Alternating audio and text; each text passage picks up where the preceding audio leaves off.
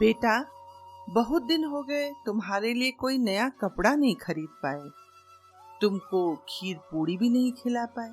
इस बार दिवाली पर ये जो सारे दिए और खिलौने हैं ना, इन्हें शहर ले जाकर बाजार में बेचकर तुम्हारे लिए नया कपड़ा लाएंगे। क्या यह सपना पूरा हुआ?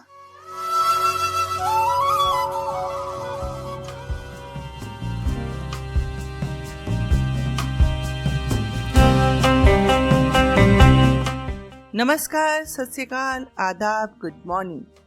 यह है स्टोरीज फ्रॉम द हार्ट, एक ऐसा मंच जहां ऐसी कहानियां मिलती हैं जो दिल से निकलती हैं, सीधे दिल पर दस्तक देती हैं। तो चलिए मेरे साथ कहानी के उस सफर में जो सच्चाई से रूबरू कराती हैं, छुप छुप कर आंखों से आंसू बहाती हैं, जो कभी इश्क में चुन्नी का छोर मुंह में दबा लेती हैं, जो कहती कुछ और हैं पर हर किसी की जिंदगी से जुड़ जाती हैं। तो ऐसी कहानियों के लिए सुनिए मेरी लिखी कहानी, मेरी ही जुबानी। कहानी संख्या 26 और आज की कहानी का नाम है दियों वाली दिवाली।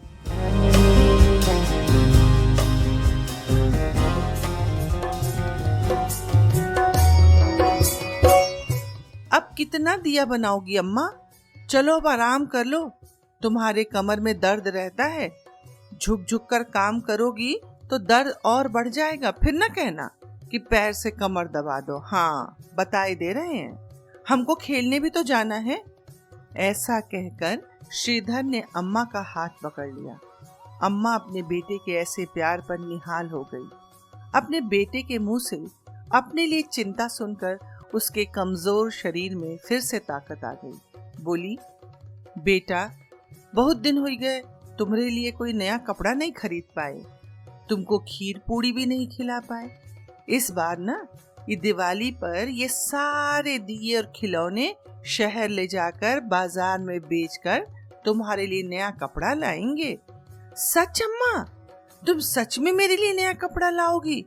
फिर चलो हम भी काम में तुम्हारा हाथ बटाते हैं। ऐसा कहकर श्रीधर चहक चहक कर दियों को धूप में सूखने के लिए रखने लगा।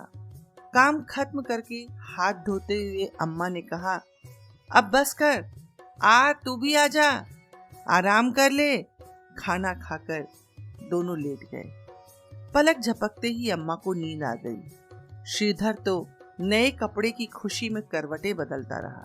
थोड़ी देर बाद उठा और जाकर सूख गए दियों व खिलौनों को रंगने लगा।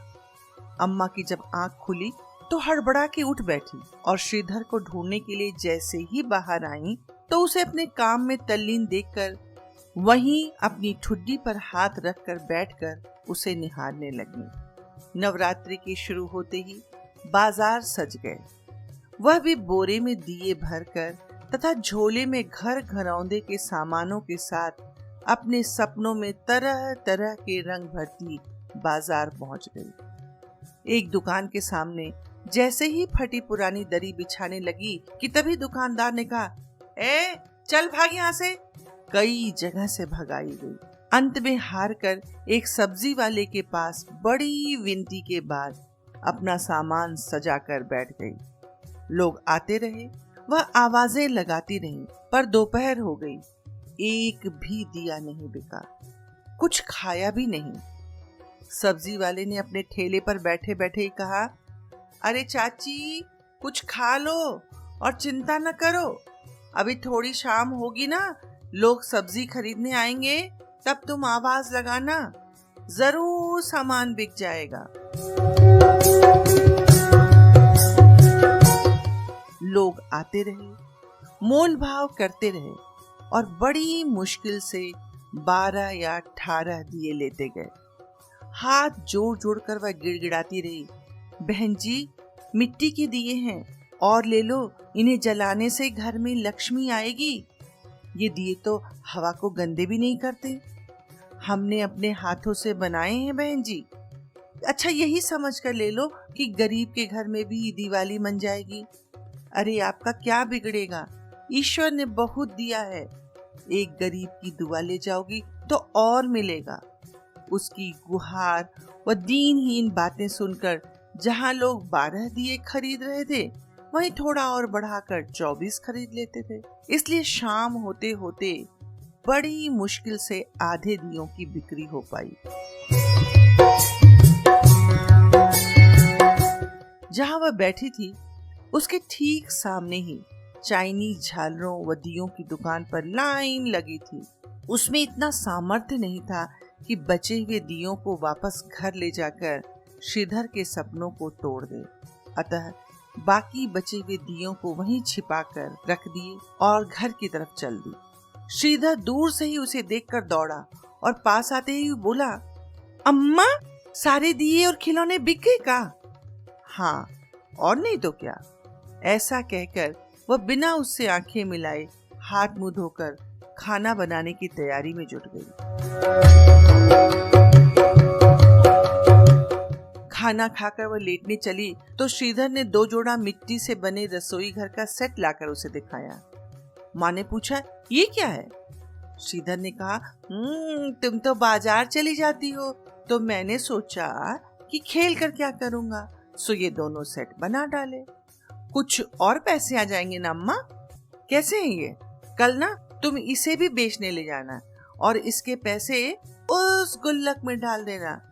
उसके लगातार बोलने व उसके सवालों, उसकी खुशी को देखकर अम्मा अपने बेटे को यह नहीं बता पाई कि बेटा, अब इन खिलौनों को खेलने वाले लोग नहीं रहे। लोगों के सोच और विचार बदल गए हैं।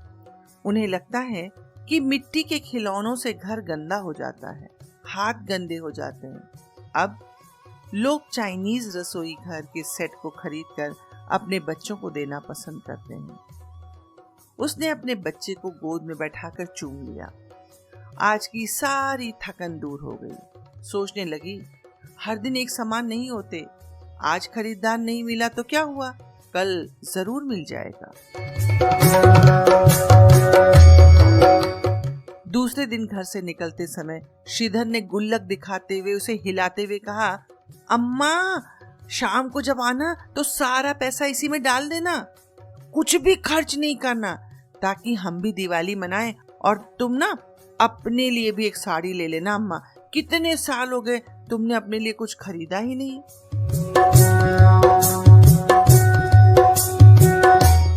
आज भी वह लोगों को आवाज लगाती रही, पर लोग आते 10-12 दियों के लिए मोल भाव करते, कुछ खरीदते, कुछ बिना खरीदे ही चले जाते। जो कुछ थोड़े पैसे मिले उन्हें ले जाकर उसने श्रीधर के गुल्लक में चुपचाप डाल दिए। शाम को जब वह खेल कर आया तो अम्मा को देखकर खुश हो गया और गले लगकर पूछा, अम्मा, आज तो तुम जल्दी आ गई, का सारे दिए बिक गए? हाँ बेटा, सारे बिक गए। झूठ बोलते समय उसने फिर अपनी आंखें झुका ली। तो पैसे तुमने गुल्लक में डाल दिए? और नहीं तो क्या। वह भागा, गुल्लक उठाकर बजाने लगा, खुश होकर नाचने लगा। उसको खुश देखकर अम्मा मानो निहाल हो गई। जैसे जैसे समय बीतता जा रहा था, वैसे वैसे अम्मा की परेशानी बढ़ती जा रही थी। आज छोटी दिवाली थी। वो सोच रही थी कि कहने को तो कह दिया था बेटे से कि तुम्हारे लिए नया कपड़ा लाएंगे, पर कहाँ से आएगा कपड़ा? कैसे मनेगी दिवाली? कैसे बनेगी खीर पूरी? मन में चल रहे निरंतर अंतर्द्वंद से लड़ती अचानक वह उठी और दियों को किनारे छोड़कर ऐसे चल दी मानो नींद में चल रही हो। सब्जी वाले ने पूछा, कहाँ जा रही हो चाची? उसने जवाब में बस इतना कहा, मुझे खुद नहीं पता। लगभग 3-4 घंटे बाद लौटी। हाथ में लिफाफे थे, सामान था पर आंखें सूजी थी। कुछ दियों को वापस समेटा और जैसे ही चलने लगी, सब्जी वाले ने पूछा, इन दियों का क्या होगा? तुम रख लो, अपने घर ले जाकर तुम जलाना, पूरा घर सजाना। ऐसा कहकर वह चल दी अपने बेटे के सपनों में रंग भरने। 3-4 घंटे पहले मन पर गहरा विषाद छाया था।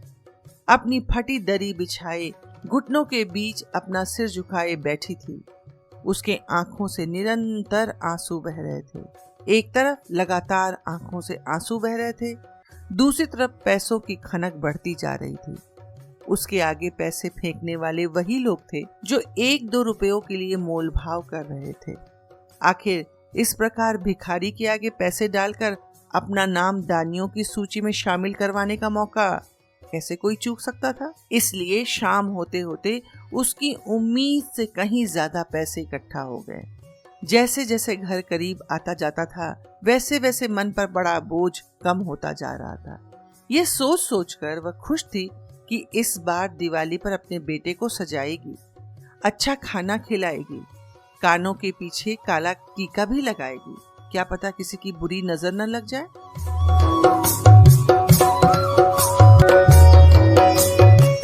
दूसरे दिन सवेरे सवेरे उठकर श्रीधर ने कहा, अम्मा आज दिवाली है, ये बचे हुए सारे दिए आज बिक जाएंगे ना? सब बेचकर शाम को जल्दी घर आ जाना। दिवाली जो मनानी है, रखिए दिए, हम जलाएंगे अपने घर पर। इतने सारे? हाँ और नहीं तो क्या। श्रीधर कुछ समझ नहीं सका, बस अम्मा के गले में हाथ डालकर झूल गया और बोला, अम्मा कब शाम होगी, कब खीर मिलेगी, कब नया कपड़ा दोगी? हमें भी दिवाली मनानी है। जा सभी दियों में तेल डालकर पूरे घर के चारों तरफ रख दे ताकि शाम होते ही दिए जला सकें।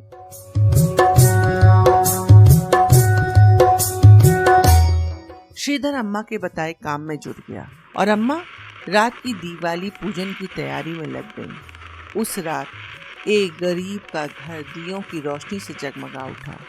एक गरीब ने दिल खोलकर दिवाली मनाई, दियों वाली दिवाली। धन्यवाद।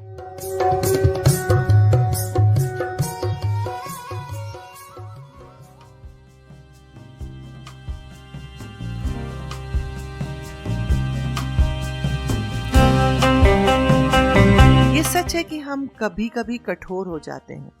भिखारियों को तो पैसे दे देते हैं पर मेहनत करने वालों से मोल भाव करते हैं। जब ऐसा होता है तो मेहनत कश इंसान कहीं न कहीं आहत जरूर होता है। आइए ये संकल्प लें कि हमारी दिवाली में किसी गरीब की दिवाली भी मने, किसी गरीब के चेहरे पर खुशियां फैले। शायद तभी सच्ची दिवाली होगी।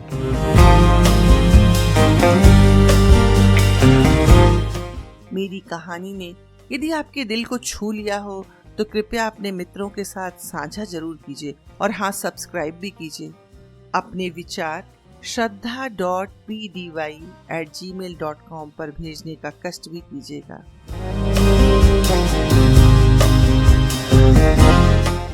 एक पक्ष के पश्चात फिर मिलेंगे अपनी एक नई कहानी के साथ।